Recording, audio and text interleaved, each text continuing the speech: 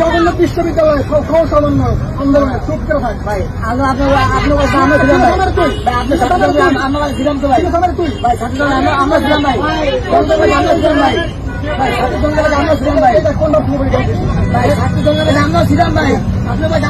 আসসালামু আলাইকুম ভাইরা, ইতিমধ্যে যে ভিডিওটা আপনারা দেখতে পেরেছেন, এই ভিডিওটা সামাজিক যোগাযোগ মাধ্যমে ব্যাপকভাবে ভাইরাল হইতাছে। এই ভিডিওটাতে আপনারা দেখতে পেরেছেন কিভাবে বাসের মধ্যে জগন্নাথ বিশ্ববিদ্যালয়ের সহ সমন্বয়ক পরিচয় দিয়ে বাসের মধ্যে এক হেল্পারকে মারধর করছে এক যুবক। আসলে এই যুবকের পরিচয় কি? যুবক কি সত্যি কি সহ সমন্বয়ক? আর সহ সমন্বয়কের কি এরকম ব্যবহার হতে পারে, এরকম আচরণ হতে পারে, যারা কিনা দেশের জন্য দিনের পর দিন রাতের পর রাত নিজের জীবন বাজি রেখে দেশের জন্য কেটেছে, তারা কি 10 টাকা বাড়ার জন্য হেল্পারের গায়ে এভাবে আঘাত করতে পারে? চলুন তার একটু পরিচয়টা জানি।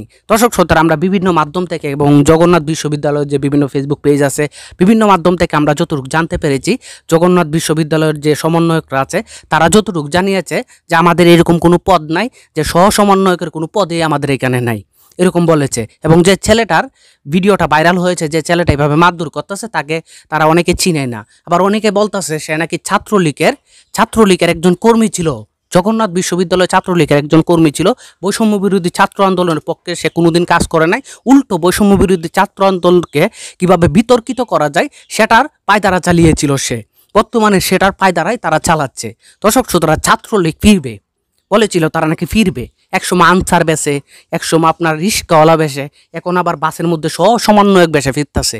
এটা তো কাম্য করি নাই। ছাত্রলীগের নাম বাংলাদেশ থেকে মুছে দিতে হবে। এভাবে আর কোনো অন্যায়, মানুষের উপরে কোনো অত্যাচার বাংলাদেশে চলবে না। এটা স্বাধীন বাংলাদেশ, হাজার হাজার মানুষে দেশের জন্য জীবন দিয়ে গিয়েছে।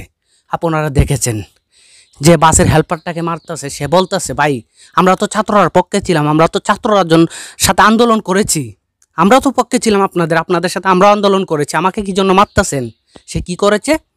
ড্রাইভারের লাইসেন্স, তার কাছে যখন ভাড়া চাইতে গেছে, ভাড়া না দিয়া ড্রাইভারের লাইসেন্স দেখা, তোর ড্রাইভারের লাইসেন্স দে।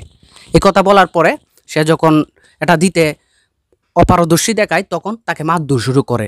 যেখানে বর্তমানে ট্রাফিক পুলিশ রাস্তার মধ্যে আছে, প্রশাসন অলরেডি রাস্তার মধ্যে নেমেছে, সেইখানে সে কিভাবে একজন ড্রাইভারের লাইসেন্স যেতে পারে? সে কে?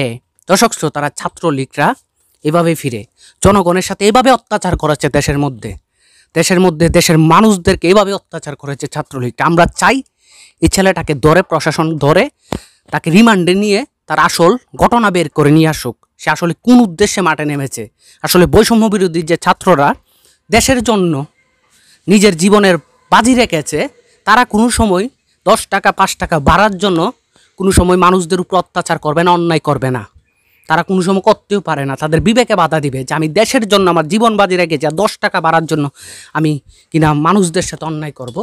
এরা ছাত্রলীগ, এরা বিভিন্ন রূপে ফিরতেছে, দেশের মানুষজনের সাথে অন্যায় করতেছে।